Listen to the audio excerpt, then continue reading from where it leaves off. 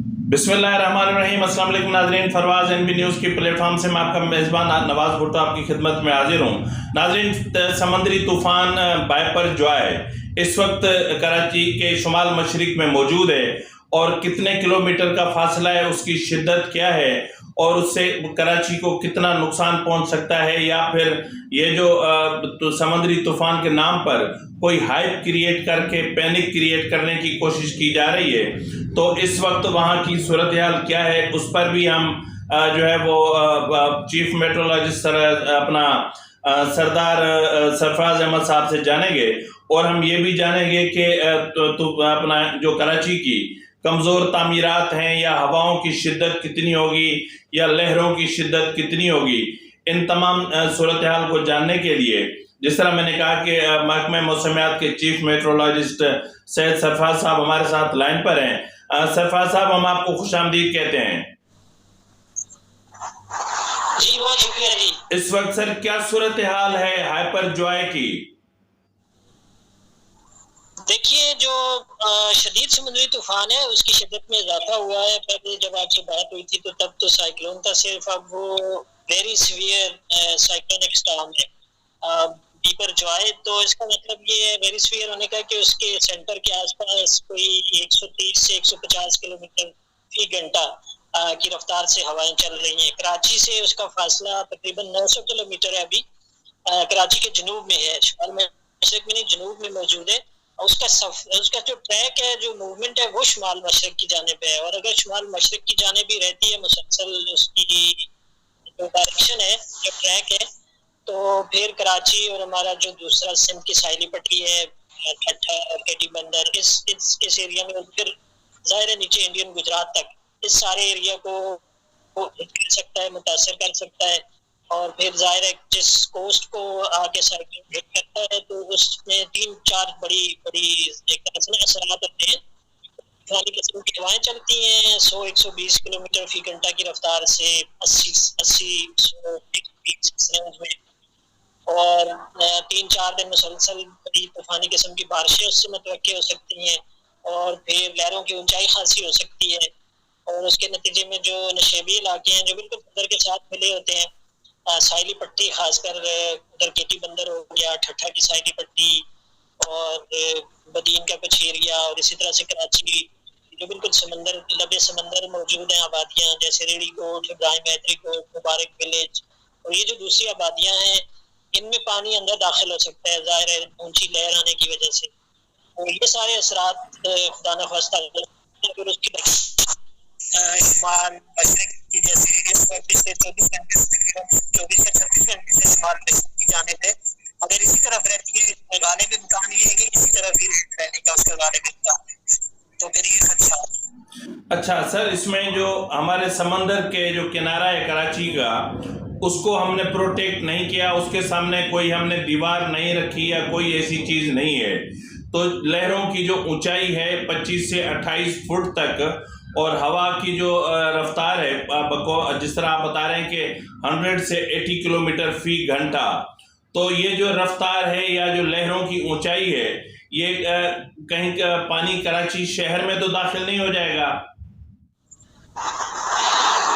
जी, इसमें असल में यही है कि जो जिस वक्त साहिल से आके टकराते हैं ना साइक्लोन, तो उस वक्त लहर मतलब कितनी शिद्दत का होता है उस पर डिपेंड करता है। अभी जिस शिद्दत का, ये तो बहुत ज्यादा शिद्दत है, लेकिन इम्कान ये है कि जैसे जैसे कोस्ट के करीब आएगा तो इसकी शिद्दत में कमी आ जाएगी।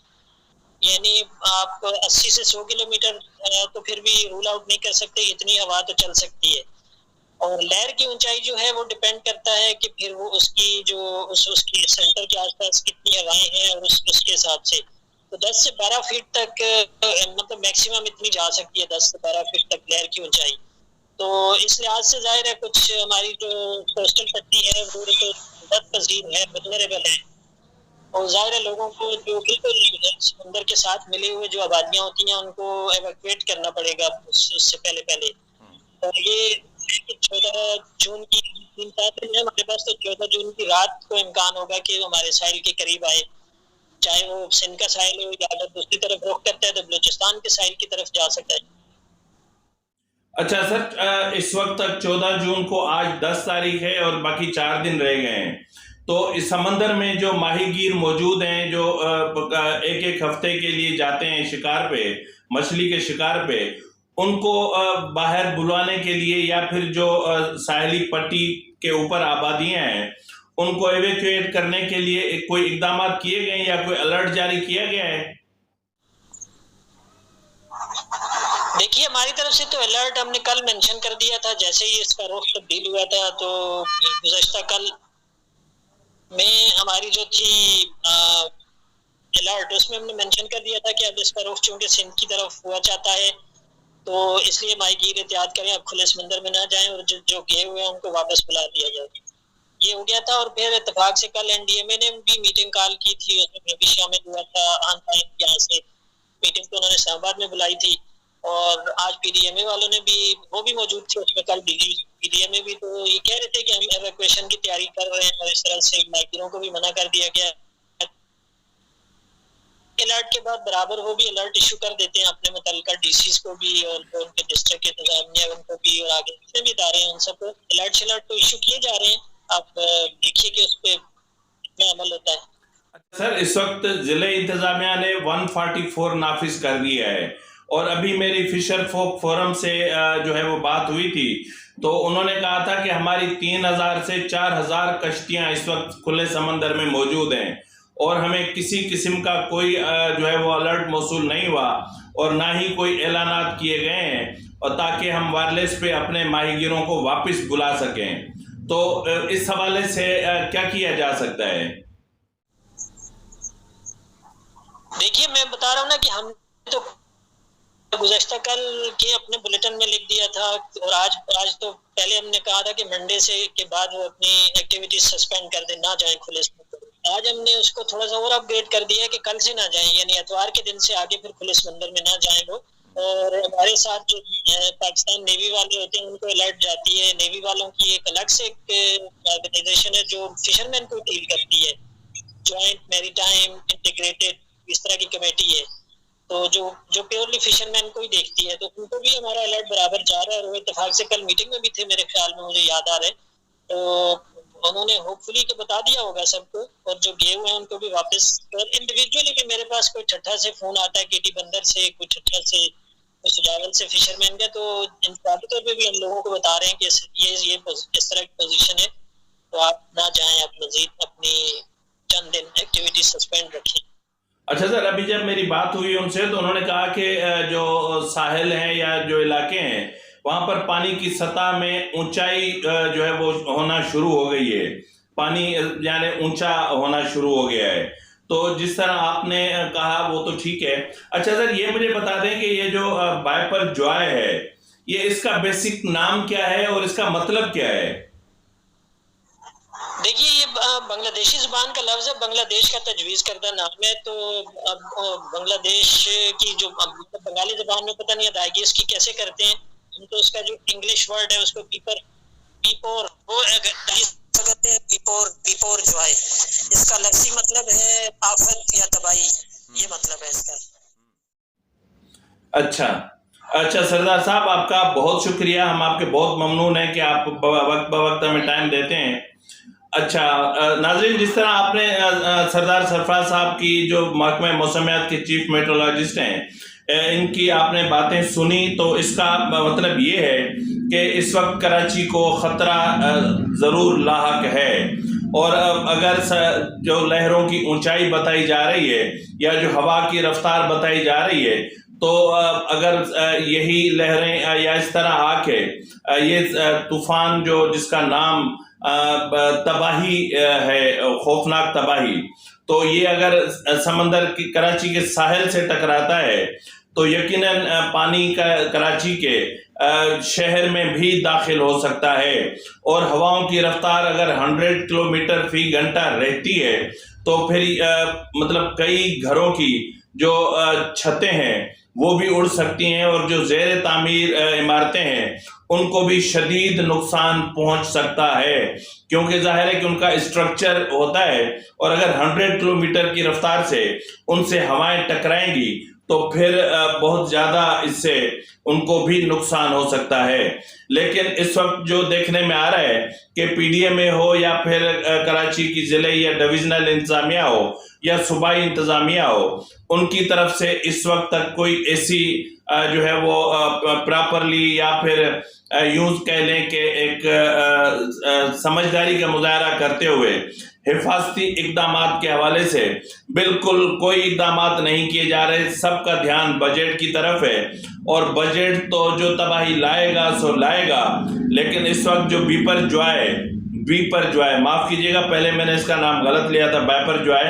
तो ये जो बीपर जॉय हमारी तरफ बढ़ रहा है, जिसका बुनियादी तौर पर मतलब खौफनाक तबाही है। तो ये खौफनाक तबाही अगर कराची से को हिट करती है या फिर जो है वो ठट्टा, सजावल, केटी बंदर और जितनी भी साहली पट्टी है मुबारक विलेज तक, तो बहुत ज़्यादा नुकसान का अंदेशा है। इस वक्त ज़रूरत इस चीज़ की है कि समंदर के अंदर जो माहीगीर हैं उनको निकाला जाए और जो साहली पट्टी पे आबादियाँ हैं उनको इवेक्यूएट करने के लिए फौरी तौर पर इकदाम किए जाएँ। नाज़रीन, इस वक्त समंदरी तूफ़ान की क्या सूरत हाल है और समंदर के अंदर कितने माहीगीर मौजूद हैं और कितनी कश्तियाँ इस वक्त समंदर में हैं। और हैरत की बात तो ये है कि इस वक्त तक हुकूमत की तरफ से न तो कोई अलर्ट जारी किया गया है और न ही जो है वो माहीगीरों को इस तरह की कोई इतला दी गई। सिर्फ ज़िले इंतज़ामिया की तरफ से 144 नाफिज किया गया है। इस वक्त समंदर के अंदर कितनी कश्तियाँ हैं और क्या सूरत हाल है, इसके हवाले से हमने जब राब्ता किया है अभी जो है फिशर फोक फोरम के सैयद कमाल शाह से, तो उन्होंने क्या कहा है, इधर आइए उनसे हम बात करते हैं। शाह साहब, वेलकम टू द शो। जी सर। सर, इस वक्त क्या सूरत हाल है, कितनी कश्तियां समंदर के अंदर हैं? देखो, सिंध की जो साहिली पट्टी है वो तकरीबन 350 किलोमीटर की साहिली पट्टी है। आप मुबारक वली से लेकर बदीन तक। तो अगर हम कराची की बात करेंगे तो कराची के 129 किलोमीटर की साहिली पट्टी है मुबारक वली से लेकर लटो। तो हमारे जो ना इस वक्त हजारों की तादाद में जो ना रोजाना आते हैं जाते हैं, लेकिन हुकूमत की तरफ से इस तरह का कोई भी ऐलान नहीं किए गए हैं कि माइग्रों को जो ना रोका गया है। अगर इस तरह की सूरत होती है तो ये हुकूमत की जिम्मेदारी बनती है, हमारे जो इदारे हैं उनकी भी जिम्मेदारियां बनती है, मस्जिदों में ऐलान कराए और लोगों को पाबंद किया जाए। क्योंकि इस वक्त आप देखेंगे जो ना हर जो बड़ी कश्तियां हैं उनके पास वायरलेस सिस्टम होता है, वो एक दूसरे को जो ना वायरलेस सिस्टम पे भी ऐलान कर सकते हैं कि समुद्र में ना जाए, सूरत हाल बहुत खराब है, किसी वक्त भी साइक्लोन या समुद्री तूफान आ सकता है। तो ये जिम्मेदारी बेसिक हुकूमत की बनती है। इससे तक जो ना आप जो ये 144 हो गया, लेकिन इस तरह की कोई सूरत हाल नहीं है। हमारे मायके रोज आ रहे हैं, रोज जा रहे हैं समुद्र में।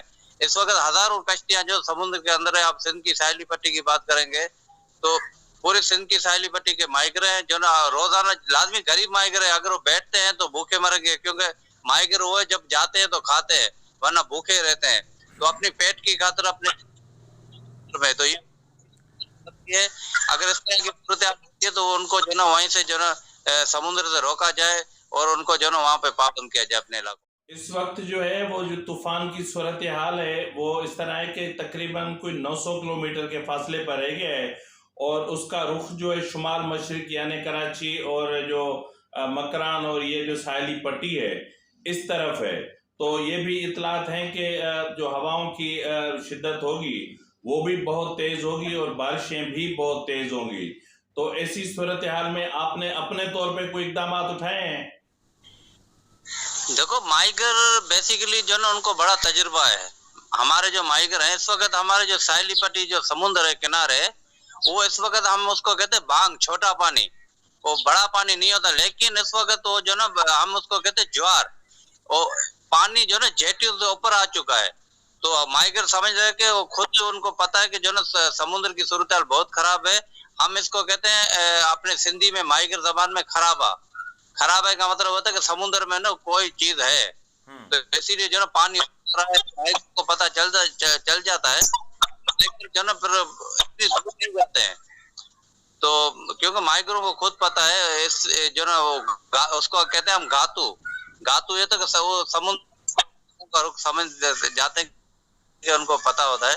लेकिन फिर ऐसी सूरत देखो, खुले समुद्र में है, लाखों रुपए का जो ना राशन लेकर गए, उनको खतरा हो सकता है, लेकिन रोज आने जाने वाले जो माइग्रेंट है उनको समुद्र की सूरत आप बता सकते हैं। बहुत शुक्रिया कमाल शाह साहब, आपने हमें टाइम दिया, और मजीद भी हमें ज़रूरत पड़ेगी तो हम आपको तकलीफ देते रहेंगे। नाजरीन, जिस तरह आपने शाह साहब की बात सुनी कि इस वक्त हज़ारों की तादाद में कश्तियाँ समंदर के अंदर मौजूद हैं, और गहरे समंदर में भी जो है वो एक बहुत बड़ी तादाद माहीगीरों की मौजूद है। ऐसी सूरत हाल में जहाँ ज़िले इंतज़ामिया ने 144 लगा दिया है कि समंदरी साहिलों पर न जाया जाए, लेकिन ऐसी सूरत हाल में जब साहिलों पर 144 लगा दिया गया है तो वहाँ माहीगीरों को इन्फॉर्म करने के हवाले से किसी किस्म के कोई इकदाम इस वक्त तक नहीं उठाए गए हैं। ये भी कहा जा रहा है कि जो कमज़ोर इमारतें हैं कराची की, उनको शदीद नुकसान पहुंचने का अंदेशा है, और इस वक्त जो लहरों की ऊंचाई है, जो सिस्टम बना हुआ है उसके अंदर, वो है तकरीबन 25 से 28 फुट तक। तो ये बहुत हाई टाइड सिचुएशन है, और तो इस हाई टाइड सिचुएशन में इनको चाहिए हुकूमत को कि माहीगीरों को वापस बुलाने के लिए फौरी तौर पर इकदाम करे, कहीं ऐसा ना हो कि हमें फिर एक किसी शदीद नुकसान का या शदीद नुकसान हमें उठाना पड़े। तो इसी के साथ ही अपने मेज़बान नवाज भुट्टो को इजाज़त दीजिए। अल्लाह हाफिज़।